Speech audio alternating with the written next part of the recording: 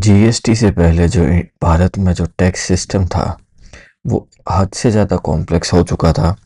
और स्थिति ऐसी थी कि टैक्स के ऊपर टैक्स लगाया जा रहा था। जब एक आदमी ने 100 रुपए की कोई चीज़ खरीदी है तो सेंट्रल गवर्नमेंट उस पर 12% टैक्स लगाती। तो वो चीज़ हुई 112 की, फिर स्टेट गवर्नमेंट उसके 112 के ऊपर और टैक्स लगाती। तो जो एंड कंज्यूमर है वो टैक्स ऑन टैक्स पे कर रहा था, टैक्स के ऊपर और टैक्स पे कर रहा था। और सिस्टम इतना कॉम्प्लेक्स और एक पूरा बर्डन हो चुका था कि गवर्नमेंट को 2017 में जीएसटी लेके आना पड़ा, सिंपल रेट्स लेके आनी पड़ी, ताकि एक सभी प्रोडक्ट्स को एक कैटेगरी में डिवाइड किया जा सके। कौन सी एसेंशियल चीज़ है, कौन सी सिन प्रोडक्ट्स है जिसको हिंदी में बोलते हैं कि भोगने के लिए क्या क्या चीज़ें हैं, कौन सी चीज़ ब्रांडेड है, कौन सी चीज़ नॉन ब्रांडेड है, सब पे अलग अलग टैक्स लगा है।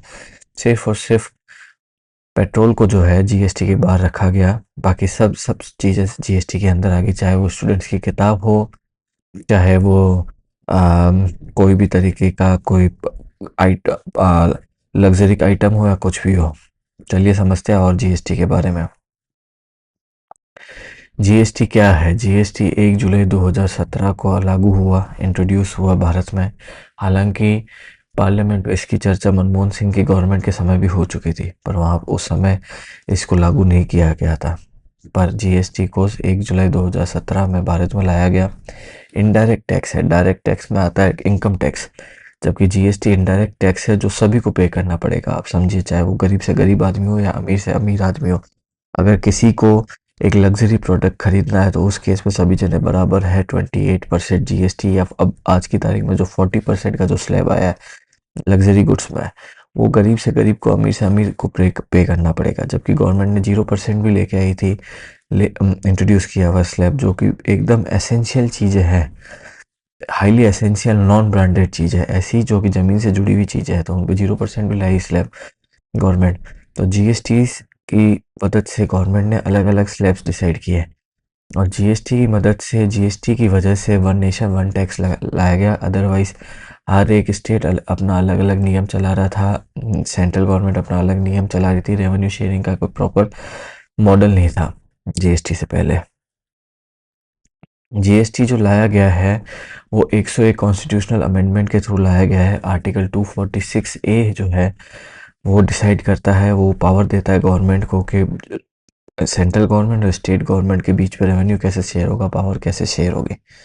ठीक है, आर्टिकल 246 ये डिसाइड करता है। आर्टिकल 269 ए जो है, अगर कोई गुड्स है वो एक ही स्टेट में प्रोड्यूस हो रहा है, उसी स्टेट में कंज्यूम हो रहा है, तो उस केस में क्या टैक्स लगेगा, क्या गवर्नमेंट के रूल्स होंगे, कौन टैक्स कलेक्ट करेगा, किसके पास टैक्स रहेगा, जो है आर्टिकल 269 ए बताता है। और आर्टिकल जो 279 ए है, ये जीएसटी काउंसिल फॉर्म करने की रिकमेंडेशन या पावर देता है गवर्नमेंट को। गवर्नमेंट के पास पूरी पूरी शक्तियां हैं एक जीएसटी काउंसिल फॉर्म करने की। जीएसटी का जो स्ट्रक्चर है वो 4 तरीके से आप समझ सकते हैं: सीजीएसटी, एसजीएसटी, आईजीएसटी, यूटीजीएसटी। अब सीजीएसटी और एसजीएसटी है, इसको एक कॉमन चीज़ है। सीजीएसटी एसजीएसटी कॉमन चीज़ है, जिसमें सीजीएसटी जो है और एसजीएसटी दोनों एक इंट्रा स्टेट टैक्स है, जिसमें गुड्स जिस स्टेट में प्रोड्यूस हुआ है उसी स्टेट में कंज्यूम हुआ है, तो ये दोनों टैक्स उसी उसी कंडीशन में गवर्नमेंट लगाएगी। तो सीजीएसटी जो टैक्स है वो टोटली सेंट्रल गवर्नमेंट अपने पास रखेगी, जबकि जो एसजीएसटी टैक्स है वो सेंट्रल और स्टेट के बीच में शेयर किया जाएगा। दोनों ही केस में जो है गुड्स इंट्रा स्टेट ट्रांजैक्शन रहेगी दोनों ही केस में। जबकि जो आईजीएसटी है, अगर स्टेट चेंज हुआ है, जैसे अगर गुजरात का कोई प्रोडक्ट जो है वो तेलंगाना में जाके बिका है, तो गवर्नमेंट जो है वो तेलंगाना में क्या टैक्स सिस्टम है उस हिसाब से टैक्स कलेक्ट करेगी। एज वेल एज जो टैक्स का जो रेवेन्यू शेयर होगा वो गुड्स कहाँ कंज्यूम हुआ है। जैसे मैंने आपको एग्जांपल दिया कि अगर तेलंगाना में वो गुड्स सेल हुआ है तो कंज्यूम ही तेलंगाना में हुआ है, तो गवर्नमेंट अपना रेवेन्यू सेंट्रल गवर्नमेंट और सेंट्रल गवर्नमेंट जो है अपना रेवेन्यू सेंट्रल और तेलंगाना गवर्नमेंट के साथ शेयर करेगी, मतलब जहाँ पे गुड्स कंज्यूम किया गया है।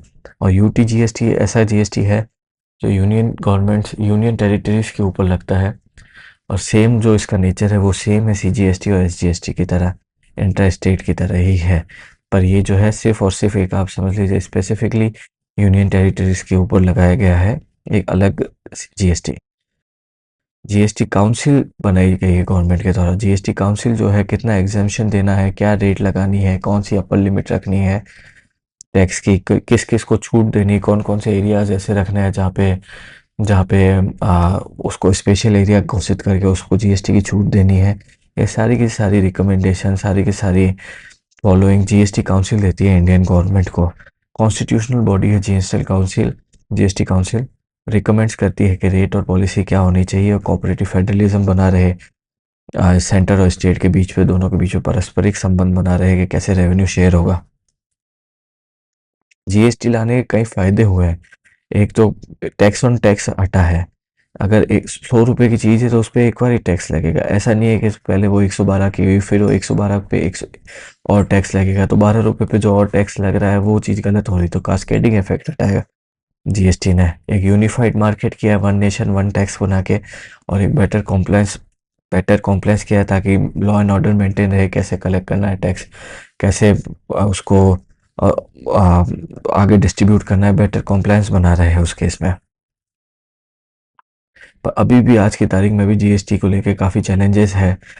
टैक्स स्लैब्स काफ़ी है, कई बार कई ऐसी एसेंशियल चीज़ें हैं जिसको लग्जरी चीज़ों में डाल दिया जाता है, किताबों कॉपियों पर भी टैक्स लगाया गया है, कंप्लायंस बर्डन भी है, रेवेन्यू डिस्प्यूट भी है कि सीजीएसटी एसजीएसटी में दोनों में सेंट्रल गवर्नमेंट ही अपना शेयर ले रही है, सिर्फ एसजीएसटी में स्टेट के पास थोड़ा सा शेयर है, अदरवाइज सेंट्रल गवर्नमेंट अपना पूरा का पूरा शेयर ले रही है। तो रेवेन्यू डिस्प्यूट भी काफ़ी है आज की तारीख में जीएसटी में।